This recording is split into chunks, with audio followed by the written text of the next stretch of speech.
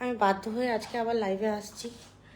আপনারা আমাকে প্রচুর মানুষে ফোন করে যাচ্ছেন, কল করছেন। এখন আমি বুঝতে পারছি না যে আমি কিভাবে আপনাদের এতগুলো ফোনের রিপ্লাই দেব। আপনারা এই মানুষটাকে বাঁচানোর জন্য, এই যে আমার পিছনে এই মানুষটাকে বাঁচানোর জন্য অনেকে আবার ফোন এসেছিল। না অত ফোনটা ধরবার সময় আছে, না আমার কাছে এখন এই সময় আছে যে আমি কারোর সাথে একটু কথা বলতে পারবো। আপনারা সবই জানেন এই 5 মাস ধরে আমার হাজবেন্ড এরকম কোমায় পড়ে আছে, তার তেমন কোনো রেসপন্স নেই। চেষ্টা করছে, আস্তে আস্তে সুস্থ হয়ে উঠছে সে।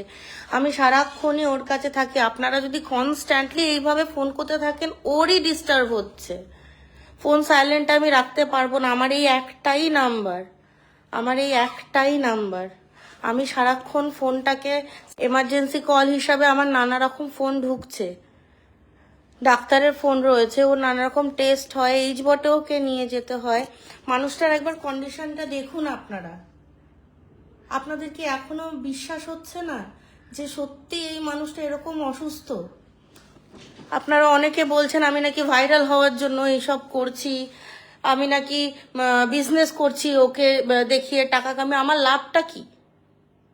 মানুষ এরকম কেন করবে? দিনের পর দিন 5টা মাস কি মানুষের জীবনে খুব ইজিলি চলে আসে? আমার কাছে 5টা মাসের থেকেও অনেকটা দামি এই মানুষটা। আমি প্রতিনিয়ত খালি চেষ্টা করে চলেছি যে এই মানুষটাকে আমি ফিরিয়ে নিয়ে বাড়িতে যাব। আমাকে নিয়ে আপনাদের প্রবলেম, আমার সাজগোজ নিয়ে প্রবলেম। আমি যদি ওরকম ভাবে ওর কালে করবোটা কার কাছে? আমার মানুষটাই তো এটা। আপনারা বিশ্বাস করতে পারছেন না, আপনাদের ফেক বলে মনে হচ্ছে, তাই আপনারা মনে করলেন যে আমাকে এইভাবে ফোন করে হ্যারাস করা যায়, সম্ভব? এই পরিস্থিতিতে দাঁড়িয়ে একটা ছোট দুধের শিশুকে আমি বাড়িতে ফেলে আসি রোজ, এই আশায় যে এই মানুষটা উঠে বসবে। আপনারা এত হেল্প করছেন, আপনারা এত এইরকম ভাবে আমার পাশে দাঁড়িয়েছেন, আমি ভাবতে পারিনি কোনোদিনও যে আপনারা এরকম ভাবে পাশে দাঁড়াবেন। আচ্ছা, আপনাদের মনে হয় যে কেউ এইরকম মানুষকে, এই নিজের ভালোবাসা প্রিয় মানুষটাকে এইরকম ভাবে সামনে দাঁড় করিয়ে, সামনে রেখে তারপরে সে ভাইরাল হতে চাইছে? আপনাদের সত্যি এটা মনে হয়, মানে আজকের জেনারেশনে, আজকের ডেটে দাঁড়িয়েও আপনাদের এই মানসিকতা? আমি ফোন ধরছি না বলে আপনাদের এটাকে ফেক বলে মনে হচ্ছে। এদিকে আপনারা নাম্বারে মেসেজও করছেন। আমি চাইলে সেই মেসেজগুলোও কিন্তু ফরওয়ার্ড করতে পারি, সেই মেসেজগুলোর এসএসও কিন্তু আমি দিতে পারি যে আমাকে এইরকম ভাবে হ্যারাস করে হচ্ছে। লোকজনের এইটুকুনি পর্যন্ত মানসিকতা নেই যে আমাকে কিভাবে ওরা ট্রিট করবে। যাবতীয় নোংরা মেসেজ অবধি আসছে। যারা হেল্প করতে চাইছে, কে না, কনস্ট্যান্টলি ফোন এসে যাচ্ছে যে আমি একটা নর্মাল ভিডিও বানাবো, আপনাদেরকে জানাবো যে আমার প্রবলেম এখানে হচ্ছে, আমি সেইটুকুনো অবধি করতে পারছি না। কেউ কেউ হেসে উড়িয়ে দিচ্ছে, বলছে ওনাকে শুধু টাকাই পাঠান, ওনার সাথে কেউ কথা বলতে যাবেন না। এটার মানে কি? আমি যদি সত্যি এরকম পরিস্থিতিতে থাকতাম যে আমি কাউকে ফ্রড করছি বা আমি কোনো রকম ভাবে এই জিনিসটাকে লুকানোর চেষ্টা করছি, তাহলে অনেকদিন আগেই সেটা বন্ধ দেওয়া যেত। এই মানুষটাকে বাঁচানোর জন্য মরিয়া হয়ে উঠতাম না আমি। আপনাদের কাছে কেউ নাও হতে পারে, বাট আমার কাছে আমার সমস্ত কিছু। আপনারা মানেন কি মানেন না আমি জানি না। আমি শুধু এইটুকুনি জানি যে একটা মেয়ের অলংকার, একটা মেয়ের অহংকার তার স্মৃতির সিঁদুর, আর আমার স্মৃতির সিঁদুর এইখানে এইভাবে পড়ে আছে। আমি দিন রাত খালি চেষ্টাই করে চলেছি যে এই মানুষটাকে একটু একটু স্বাভাবিক জীবনে ফিরিয়ে নিয়ে যাব। সেইখানে দাঁড়িয়ে আমি এই এই এই প্রতিদান পাচ্ছি। যেমন ভালোবাসা পাচ্ছি, আমি সবাইকে খারাপ বলছি না, যেমন আমি ভালোবাসাও পাচ্ছি, তেমনি এমন এমন মানুষের ফোন আসছে। হয় আমি অত্যন্ত ঘরোয়া একটা মেয়ে, আমি জানি না, বুঝি না।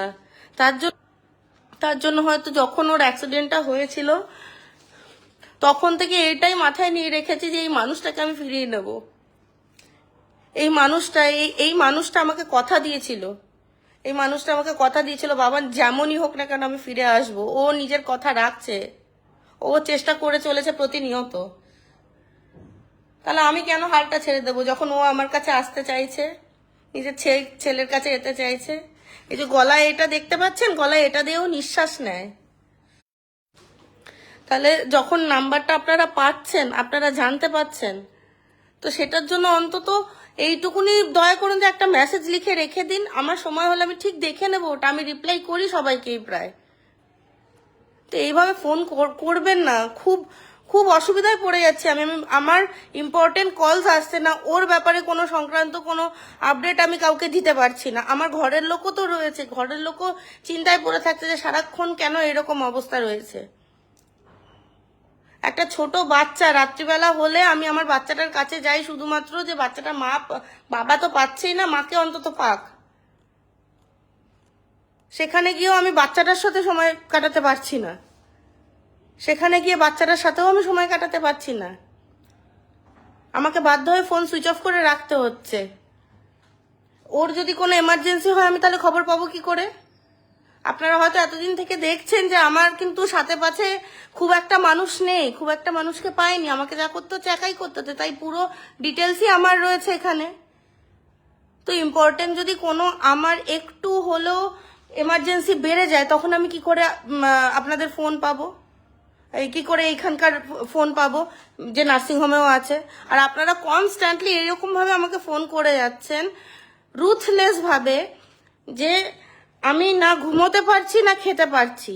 সারাদিন রেকর্ডের মতো আমাকে বেজে যেতে হচ্ছে, সারাদিন এটা বলে যেতে হচ্ছে আমার হাজবেন্ডের 12 তারিখে অ্যাক্সিডেন্ট হয়েছিল, আমার হাজবেন্ড এখন সেমি কোমায় আছে, ওর ট্রিটমেন্ট চলছে, এখনো কতদিন টাইম লাগবে আমি জানি না। আমি রেকর্ডের মতো কনস্ট্যান্ট একই কথা বলে যাচ্ছি, এইভাবেই বেজে চলেছি আমি। এটাই চাইছেন যে এটাই হোক, সবাই একসাথে আমাকে হেল্প করার চেষ্টা করছেন, তার জন্য অ্যাকাউন্টে বারবার সেটা হিট করছে। আর অ্যাকাউন্ট ওই কারণে 24 ঘন্টার জন্য লক হয়ে যাচ্ছে। আপনাদের যাদের ফেল্ড দেখাচ্ছে তারা প্লিজ 24 ঘন্টা পরে একটু ট্রাই করুন। যারা বিশ্বাস এখনো করতে চাইছেন না তারা, তাদের কাছেও হাত জোর করে আমি বলছি যে আপনারা শুধু প্রার্থনা করুন, প্রার্থনার জোর অনেক বেশি, আপনারা দয়া করে প্রার্থনা করুন, তাহলে আমি এই মানুষটাকেও অনেক পজিটিভলি ফিরিয়ে নিয়ে যেতে পারবো। আপনারাই তো আমার শক্তি, দয়া করে কৃপা করুন আমার ওপর।